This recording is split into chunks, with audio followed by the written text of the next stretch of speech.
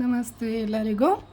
ಇವತ್ತಿನ ವಿಡಿಯೋ ಮಲ್ಲಿಗೆ ಹೂವುಗಳ ಬಗ್ಗೆ. ಮಲ್ಲಿಗೆ ಹೂವು ಅಂತ ಹೇಳಿದರೆ, ಮಲ್ಲಿಗೆ ಅನ್ನೋದು ಒಂದೇ ಜಾತಿ ಅಲ್ಲ, ಅದರಲ್ಲಿ ಸುಮಾರು ವೆರೈಟೀಸ್ ಆಫ್ ಮಲ್ಲಿಗೆ ಇದೆ ಅಲ್ಲ.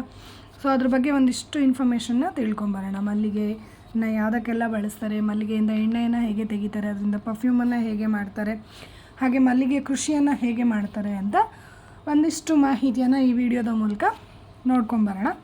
ಬನ್ನಿ. ಮಲ್ಲಿಗೆ ಹೂವನ್ನು ಹೂವಿನ ರಾಣಿ ಅಂತಲೇ ಕರೀತಾರೆ.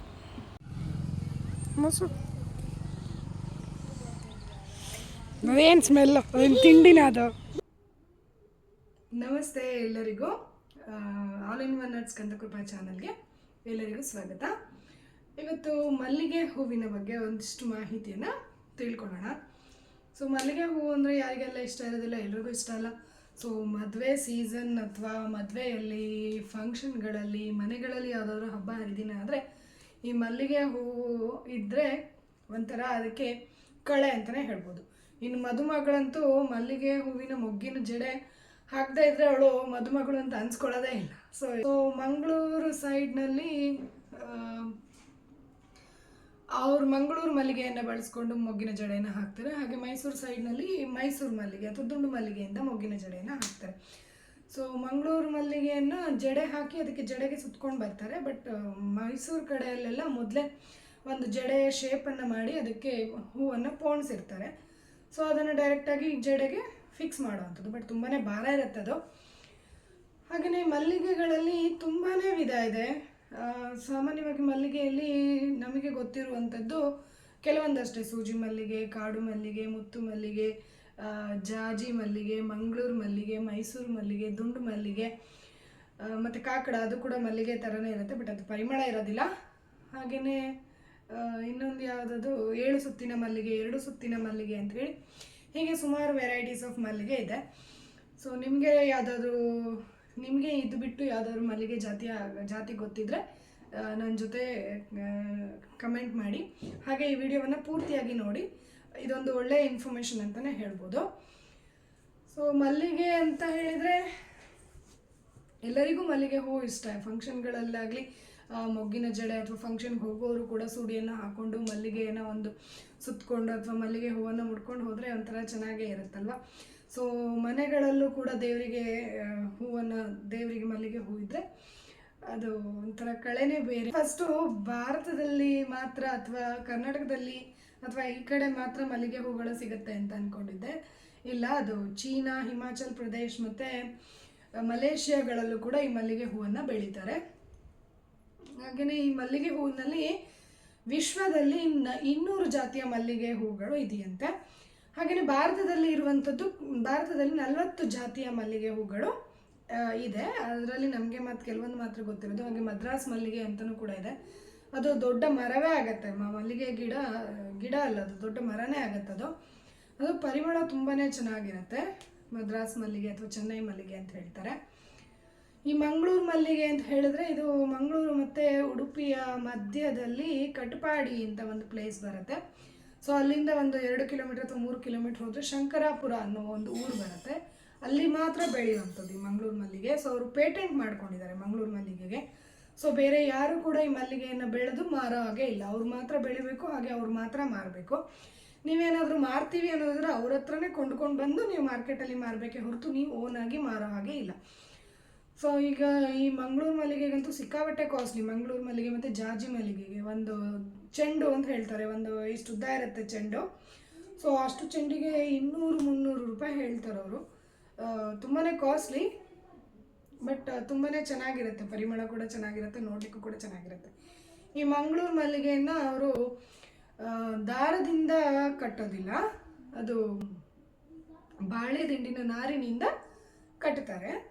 ಹಾಗೆಯೇ ಮೈಸೂರು ಮಲ್ಲಿಗೆಯು ಕೂಡ ಪರಿಮಳ ತುಂಬಾ ಚೆನ್ನಾಗಿರುತ್ತೆ. ದುಂಡು ಮಲ್ಲಿಗೆದು ಕೂಡ ಪರಿಮಳ ಚೆನ್ನಾಗಿರುತ್ತೆ. ಈ ಮಲ್ಲಿಗೆಯ ಪರಿಮಳದಿಂದನೇ ಇದನ್ನು ಸುಗಂಧ ರಾಣಿ, ದ ಬೆಲೆ ಆಫ್ ಇಂಡಿಯಾ ಅಂತ ಕರೀತಾರೆ. ಹೂಗಳ ರಾಣಿ ಅಂತಲೇ ಕರೀತಾರೆ ಮಲ್ಲಿಗೆ ಹೂವನ್ನು. ಸೊ ಅಂದರೆ ಪರಿಮಳ ಇರುವ ಕಾರಣದಿಂದನೇ ಇದನ್ನು ಪರ್ಫ್ಯೂಮ್ಗಳ ತಯಾರಿಕೆಯಲ್ಲಿ ಮತ್ತು ಮಲ್ಲಿಗೆ ಹೂವಿನ ಎಣ್ಣೆಗಳ ತಯಾರಿಕೆಯಲ್ಲಿ ಈ ಮಲ್ಲಿಗೆ ಹೂವನ್ನು ಬಳಸ್ತಾರೆ. ಪರ್ಫ್ಯೂಮ್ ಹೇಗೆ ತಯಾರಿಸ್ತಾರೆ ಅಂತ ಹೇಳಿದರೆ, ಒಂದು ದೊಡ್ಡ ಮಡಿಕೆಯಲ್ಲಿ ಮಲ್ಲಿಗೆ ಹೂವನ್ನು ನೀರು ಹಾಕಿ ಬೇಯಿಸ್ತಾರೆ. ಸೊ ಅದು ನೀರು ಹಾಕಿ ಬೇಯಿಸಿದಾಗ ಅದರಲ್ಲಿ ಹಬೆ ಬರುತ್ತಲ್ಲ, ಸೊ ಅದಕ್ಕೆ ಮುಚ್ಚಳವನ್ನು ಹಾಕಿ ಅದನ್ನು ಬೇಯಿಸುವಂಥದ್ದು ದೊಡ್ಡ ಮಡಿಕೆಯಲ್ಲಿ. ಸೊ ಅದು ಮುಚ್ಚಳವನ್ನು ಹಾಕಿರ್ತಾರಲ್ಲ, ಆ ಮುಚ್ಚಳದಲ್ಲಿ ಒಂದು ತೂತನ್ನು ಮಾಡಿರ್ತಾರೆ. ಸೊ ಆ ತೂತಿಗೆ ಒಂದು ಪೈಪನ್ನು ಹಾಕಿ, ಆ ಪೈಪನ್ನು ಇನ್ನೊಂದು ಕಡೆ ಒಂದು ಮಡಿಕೆಯಲ್ಲಿ ಒಂದು ಗಂಧದ ಎಣ್ಣೆಯನ್ನು ಹಾಕಿ ಆ ಪೈಪಿಗೆ ಅದು ಕನೆಕ್ಷನ್ ಕೊಟ್ಟಿರ್ತಾರೆ. ಸೊ ಬಂದಂತಹ ಹಬೆ ಹೊರಗೆ ಹೋಗದೆ ಆ ಪೈಪಿನ ಮೂಲಕ ಇನ್ನೊಂದು ಗಂಧದ ಎಣ್ಣೆ ಇರುವಂತಹ ಮಡಿಕೆಗೆ ಹೋಗಿ ಶೇಖರಣೆ ಆಗುತ್ತೆ ಆ ಹಬೆ. ಸೊ ಅದನ್ನು ಮತ್ತೆ ಪ್ರೋಸೆಸ್ ಮಾಡಿ ಅಥವಾ ಕೆಲವೊಂದು ಕೆಮಿಕಲ್ಸ್ಗಳನ್ನು ಹಾಕಿ ಅದರಿಂದ ಪರ್ಫ್ಯೂಮನ್ನು ತಯಾರಿಸುವಂಥದ್ದು.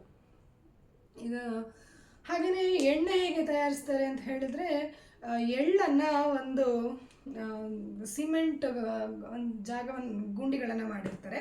ಸೊ ಅದರಲ್ಲಿ ಎಳ್ಳನ್ನು ಹರಡಿರ್ತಾರೆ. ಆ ಎಳ್ಳಿನ ಮೇಲೆ ಸುಮಾರು ಮಲ್ಲಿಗೆ ಹೂಗಳನ್ನು ಹಾಕ್ತಾರೆ, ಫ್ರೆಶ್ ಆಗಿರುವಂಥದ್ದು. ಸೊ ಇದು ಒಂದು 10-12 ಗಂಟೆ ಹಾಗೆಯೇ ಬಿಟ್ಟು ಅದನ್ನು ತೆಗೆದು ಮತ್ತೆ ಪುನಃ ಇನ್ನೂ ಫ್ರೆಶ್ ಆಗಿರುವಂಥ ಹೂವನ್ನು ಮತ್ತೆ ಪುನಃ ಅದರ ಮೇಲೆ ಹಾಕ್ತಾರೆ.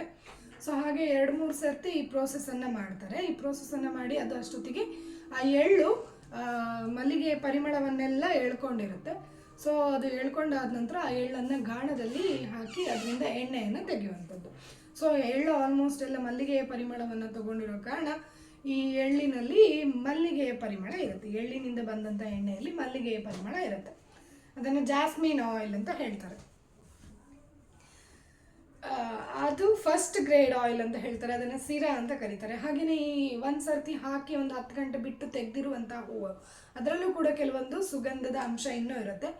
ಅದನ್ನು ಕೂಡ ಅದರಿಂದ ಪುನಃ ಎಣ್ಣೆಯನ್ನು ತೆಗಿತಾರೆ. ಹೀಗೆ ಎಳ್ಳನ್ನು ಹಾಕಿ ಅದರ ಮೇಲೆ ಹೂವನ್ನು ಹಾಕಿ ಅದರಿಂದ ಎಳ್ಳಿನಿಂದ ಎಣ್ಣೆ ತೆಗೆಯುವಂಥದ್ದು. ಅದನ್ನು ಸೆಕೆಂಡ್ ಗ್ರೇಡ್ ಆಯಿಲ್ ಅಂತ ಕರೀತಾರೆ. ಅದನ್ನು ರದ್ದಿ ಅಂತ ಕರೀತಾರೆ. ಹಾಗೆಯೇ ಈ ಮಲ್ಲಿಗೆ ಬೇಸಾಯವನ್ನು ಕೂಡ ಮಾಡ್ತಾರೆ, ಕೃಷಿ. ಸೊ ಕೃಷಿ ಮಾಡೋದಾದರೆ 1 ಎಕರೆಗೆ ಸಾಮಾನ್ಯವಾಗಿ ಗಿಡಗಳನ್ನ ಹಾಕೋದಾದರೆ ನೀವು ಮಲ್ಲಿಗೆ ಗಿಡಗಳು 720ರಿಂದ 730 ಗಿಡಗಳು ಬೇಕಾಗುತ್ತೆ 1 ಎಕರೆಗೆ. ಅದೇ ನೀವು ಹಬ್ಬುವಂತಹ ಮಲ್ಲಿಗೆ ಗಿಡಗಳನ್ನ ಹಾಕೋದಾದ್ರೆ, ಈ ಜಾಜಿ ಅದೆಲ್ಲ ಹಬ್ಬುವಂಥ ಗಿಡಗಳು. ಸೊ ಅಂಥ ಗಿಡಗಳನ್ನ ಹಾಕೋದಾದರೆ ಒಂದು 300-310 ಗಿಡಗಳು ಸಾಕಾಗುತ್ತೆ 1 ಎಕರೆಗೆ. ಹಾಗೆಯೇ ಈ ಗಿಡಗಳನ್ನ ಹಾಕಿ ಅದನ್ನು 2 ವರ್ಷ ಅದು ಏನು ಗಿಡ ಹೂ ಬರೋದಿಲ್ಲ. ಸೊ ಗಿಡಕ್ಕೆ ಹಾಕಿ 2 ವರ್ಷದ ನಂತರ ಅದು ಹೂವನ್ನು ಕೊಡಲಿಕ್ಕೆ ಶುರು ಮಾಡುತ್ತೆ. ಹೀಗೆ ಒಮ್ಮೆ ಹೂವನ್ನು ಕೊಡಲಿಕ್ಕೆ ಶುರು ಮಾಡಿದರೆ ಆಲ್ಮೋಸ್ಟ್ ಒಂದು ಸರ್ತಿ ಗಿಡವನ್ನು ಹಾಕಿದರೆ ಅದು ಆಲ್ಮೋಸ್ಟ್ ಒಂದು 20 ವರ್ಷದ ತನಕ ಹೂಗಳನ್ನು ಕೊಡುತ್ತೆ. ಒಂದು ಗಿಡ ಇದ್ರೇ ನಿಮಗೆ ಸುಮಾರು ಒಂದು ಮಾರ್ನಷ್ಟು ಹೂವೆಲ್ಲ ಸಿಗುತ್ತೆ. ಇನ್ನು ಅಷ್ಟು ಗಿಡಗಳನ್ನ ಹಾಕಿದ್ರೆ ತುಂಬಾ ಹೂಗಳು ಸಿಗುತ್ತೆ. ಈ ಶ್ರಾವಣ ಮಾಸದಲ್ಲಂತೂ ಮಲ್ಲಿಗೆ ಹೂವಿನ ರೇಟನ್ನು ಕೇಳೋ ಹಾಗೆ ಇರೋದಿಲ್ಲ. 1,500 kgಗೆ ಅಷ್ಟೊಂದು ದುಡ್ಡು, ಅಷ್ಟೊಂದು ಬೆಲೆ ಇರುತ್ತೆ. ಆ ಟೈಮಲ್ಲಿ ವರಮಹಾಲಕ್ಷ್ಮಿ ಹಬ್ಬ, ಗಣಪತಿ ಹಬ್ಬ ಎಲ್ಲ ಬರುತ್ತಲ್ಲ. ಸೊ ಹಾಗಾಗಿ ಹೂಗಳಿಗೆ ತುಂಬಾ ರೇಟ್ ಇರುತ್ತೆ. ಮತ್ತು ಈ ಮಲ್ಲಿಗೆ ಹೂಗಳನ್ನು ಸಾಮಾನ್ಯವಾಗಿ ಜನವರಿ ಅಥವಾ ಫೆಬ್ರವರಿ ತಿಂಗಳಲ್ಲಿ ನೀವು ಗಿಡವನ್ನು ಹಾಕಿದರೆ ಅದು ಚೆನ್ನಾಗಿ ಬರುತ್ತೆ. ಈ ಬೇಸಿಗೆಗಾಲದಲ್ಲೆಲ್ಲ ಹಾಕಿದ್ರೆ ಅಷ್ಟು ಚೆನ್ನಾಗಿ ಬರೋದಿಲ್ಲ. ಸೊ ಹಾಕೋದಾದರೆ ಜನವರಿ ಫೆಬ್ರವರಿ ಟೈಮಲ್ಲಿ ಹಾಕಿ. ಮತ್ತು ಹೂವು ಅಷ್ಟೇ, ಈ ಮಳೆಗಾಲದಲ್ಲಿ ಈ ಹೂವು ತುಂಬಾ ಬಿಡುತ್ತೆ, ಮಲ್ಲಿಗೆ ಹೂವು ತುಂಬಾ ಬಿಡುತ್ತೆ. ಹಾಗೆ ಹೂವು ತುಂಬ ಕಡಿಮೆ ಆದಾಗ ಗಿಡಗಳನ್ನ ಕತ್ತರಿಸ್ಬೇಕಾಗತ್ತೆ, ಕಟಾವು ಮಾಡಬೇಕಾಗತ್ತೆ. ಯಾಕಂದರೆ ಅದು ಮತ್ತೆ ಪುನಃ ಚಿಗುರ್ಬೇಕಲ್ವ. ಇನ್ನು ನೆಕ್ಸ್ಟ್ ಮಳೆಗಾಲ, ಬೇಸಿಗೆಗಾಲ ಬಂದು ಮಳೆಗಾಲದಲ್ಲಿ ಮತ್ತೆ ಚಿಗುರ್ಬೇಕಲ್ಲ. ಸೊ ಈ ಹಳೆ ಗಿಡ ಇದ್ದರೆ ಅದು ಸರಿಯಾಗಿ ಮತ್ತೆ ಪುನಃ ಚಿಗುರೋದಿಲ್ಲ. ಹಾಗಾಗಿ ಹೂ ಕಡಿಮೆ ಬಿಟ್ಟಂಥ ಸಮಯದಲ್ಲಿ ಒಂದು 2 ಅಡಿಗಳಷ್ಟು ಗಿಡವನ್ನು ಬಿಟ್ಟು ಮತ್ತು ಉಳಿದಂಥ ಗಿಡಗಳನ್ನು ಮೇಲೆ ಇರುವಂಥದ್ದನ್ನು ಕಟ್ ಮಾಡಬೇಕು. ನಾವು ಜಾಜಿ ಗಿಡವನ್ನು ಅಷ್ಟೇ. ಸೊ ಚಳಿಗಾಲದಲ್ಲಿ ಸಾಮಾನ್ಯವಾಗಿ ಎಲ್ಲ ಗಿಡಗಳು ಅಥವಾ ಎಲ್ಲ ಮರದ ಎಲೆಗಳು ಉದುರ್ಲಿಕ್ಕೆ ಶುರುವಾಗುತ್ತೆ, ಎಲ್ಲ ಮರಗಳು ಒಣಗಲಿಕ್ಕೆ ಶುರುವಾಗುತ್ತೆ, ಗಿಡ ಆಗಲಿ ಮರ ಆಗಲಿ. ಆ ಟೈಮಲ್ಲಿ ಸಾಮಾನ್ಯವಾಗಿ ಎಲ್ಲರೂ ಗಿಡಗಳನ್ನ ಅಥವಾ ಬಳ್ಳಿಗಳನ್ನ ಎಲ್ಲ ಕಟ್ ಮಾಡಿ ಹಾಕ್ತಾರೆ, ಒಣಗಿರುವಂಥದ್ದನ್ನು. ಹಾಗೆ ಜಾಜಿ ಗಿಡನೂ ಅಷ್ಟೇ, ಅದು ಹಬ್ಬುವಂಥದ್ದು. ಸೊ ಅದನ್ನು ಕೂಡ ಅಷ್ಟೇ, ಒಣಗಿರುವಂತಹ ಕಡ್ಡಿಗಳನ್ನೆಲ್ಲ ಕಟ್ ಮಾಡಬೇಕು. ಸೊ ಕಟ್ ಮಾಡಿದರೆ ನಂತರ ಅದು ಮಳೆಗಾಲದಲ್ಲಿ ಅಥವಾ ಬೇಸಿಗೆಯಲ್ಲಿ ಚಿಗುರ್ಲಿಕ್ಕೆ ಶುರುವಾಗುತ್ತೆ, ಪುನಃ ಚೆನ್ನಾಗಿ ಹೂ ಕೊಡಲಿಕ್ಕೆ ಶುರುವಾಗುತ್ತೆ. ಹಾಗೆಯೇ ಈ ಮಲ್ಲಿಗೆಯ ವಿಧಗಳು ತುಂಬ, ನಿಮಗೆ ಯಾವುದೆಲ್ಲ ಮಲ್ಲಿಗೆ ಹೂಗಳು ಗೊತ್ತು ನನ್ನ ಜೊತೆ ಶೇರ್ ಮಾಡಿ. ಮಂಗಳೂರು ಮಲ್ಲಿಗೆನೇ ಚಂದ. ಹಾಗೆಯೇ ಇದು ಮಂಗಳೂರು ಶಾರದಾ ದೇವಿಗೆ ಒಂದು ಮಲ್ಲಿಗೆಯ ಒಂದು ಹೂವನ್ನು ಹಾಕ್ತಾರೆ. ಸೊ ಅದು ಇವಾಗ ಮಂಗಳೂರಿನಲ್ಲಿ ಒಂದು ಫೋಟೋ ಶೂಟಿಂಗ್ ಟ್ರೆಂಡ್ ಕೂಡ ಆಗಿದೆ. ಅದು ನೋಡಲಿಕ್ಕೆ ಕೂಡ ಚೆನ್ನಾಗಿರುತ್ತೆ, ಇಲ್ಲಿಂದ ಹಾಕ್ಕೊಂಡು ಬರ್ತಾರೆ ಅದು ಮಲ್ಲಿಗೆ ಹೂವು, ಅದು ಕೂಡ ಚೆನ್ನಾಗಿರುತ್ತೆ. ಹಾಗೆ ಸೀಮಂತದಲ್ಲಿಯೂ ಕೂಡ ಅಷ್ಟೇ ಮಂಗಳೂರು ಮಲ್ಲಿಗೆಯನ್ನು ಮುಡಿಸ್ತಾರೆ ನಮ್ಮ ಮಂಗಳೂರು ಸೈಡಲ್ಲೆಲ್ಲ. ಸೊ ಅದು ಅಷ್ಟೇ, ಇಲ್ಲಿಂದ ಹಾಕ್ಕೊಂಡು ಬರ್ತಾರೆ ಹೂವು, ಇಲ್ಲಿಂದನೇ ಮಂಗಳೂರು ಮಲ್ಲಿಗೆ ಚೆನ್ನಾಗಿರುತ್ತೆ ಅದು ನೋಡೋದಕ್ಕೆ. ಒಂಥರ ನೋಡಲಿಕ್ಕೆ ಖುಷಿ ಆಗುತ್ತೆ. ಸಣ್ಣ ಮಕ್ಕಳಿಗೂ ಕೂಡ ಮಲ್ಲಿಗೆ ಹೂವಿನಿಂದ ಜಲ್ಲಿ ಅಂತ ಹೇಳ್ತಾರೆ, ಮಂಗಳೂರು ಸೈಡಲ್ಲಿ ಜಲ್ಲಿ ಅಂತ ಹೇಳ್ತಾರೆ ಅದನ್ನು. ಅದು ಹಾಕಲಿಕ್ಕೆ ಚೆನ್ನಾಗಿರುತ್ತೆ, ನೋಡಲಿಕ್ಕೂ ಚೆನ್ನಾಗಿರುತ್ತೆ, ಒಂಥರ ಕ್ಯೂಟಾಗಿ ಸಣ್ಣ ಮಕ್ಕಳಿಗೆಲ್ಲ ಹಾಕಿದರೆ ಚೆನ್ನಾಗಿರುತ್ತೆ. ಇದು ನಾನು ನನ್ನ ಮಗಳಿಗೆ ಚಿಕ್ಕವಳಿದ್ದಾಗ ಜಡೆಯನ್ನು ಹಾಕಿ ಹೂ ಹಾಕಿದಂಥದ್ದು.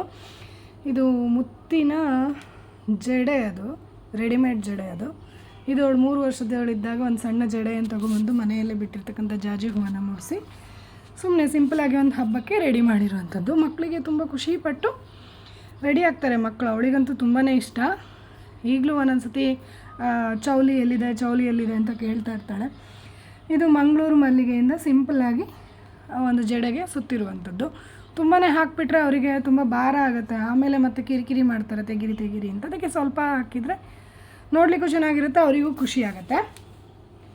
ಇದು ಅಷ್ಟೇ, ಯಾವುದೋ ಹಬ್ಬದಲ್ಲಿ ಸುಮ್ಮನೆ ಸಿಂಪಲ್ಲಾಗಿ ರೆಡಿ ಮಾಡಿರುವಂಥದ್ದು. ಅವಳಿಗೆ ಈ ಥರ ರೆಡಿ ಮಾಡಿಸ್ಕೊಳ್ಳೋದು ಅಂದರೆ ತುಂಬಾ ಇಷ್ಟ.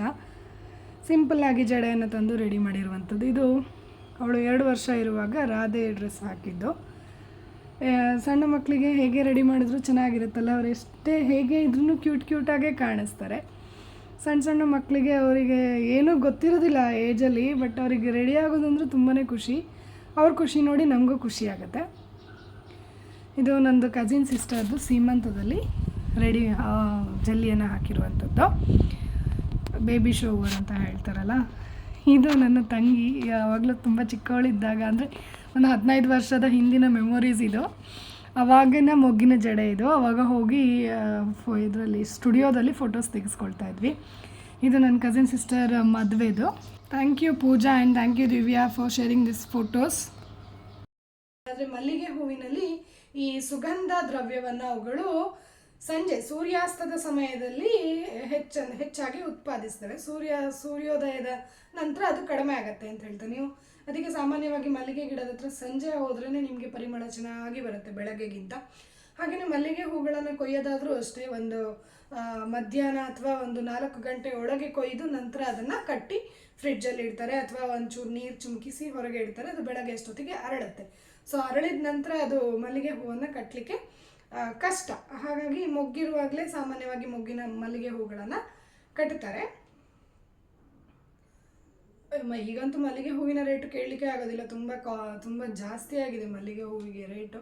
ಆದರೆ ಅದು ಪರಿಮಳನೂ ಕೂಡ ಚೆನ್ನಾಗೇ ಇರುತ್ತೆ. ಸೊ ಪರಿಮಳವನ್ನು ನೋಡಿದಾಗ ಎಷ್ಟು ರೇಟ್ ಆದರೂ ಪರವಾಗಿಲ್ಲ, ತೊಗೊಂಡು ಮುಡ್ಕೊಳ್ಳೋಣ ಅನ್ನೋಷ್ಟು ಖುಷಿ ಆಗುತ್ತೆ. ಸೊ ಈ ವಿಡಿಯೋ ನಿಮಗೆ ಇಷ್ಟ ಆಗಿದ್ದರೆ ಈ ವಿಡಿಯೋವನ್ನು ಲೈಕ್ ಮಾಡಿ, ಶೇರ್ ಮಾಡಿ, ಮತ್ತು ನನ್ನ ಚಾನಲ್ಗೆ ಇನ್ನೂ ಯಾರು ಸಬ್ಸ್ಕ್ರೈಬ್ ಆಗಿಲ್ಲ ಅಂದರೆ ಸಬ್ಸ್ಕ್ರೈಬ್ ಆಗಿ. ಧನ್ಯವಾದಗಳು. ಹಾಗೆಯೇ ನಿಮಗೆ ಯಾವುದೆಲ್ಲ ಜಾತಿಯ ಮಲ್ಲಿಗೆ ಹೂಗಳ ಬಗ್ಗೆ ಗೊತ್ತು ನನಗೆ ಕಮೆಂಟ್ ಮಾಡಿ ತಿಳಿಸಿ. ಧನ್ಯವಾದಗಳು.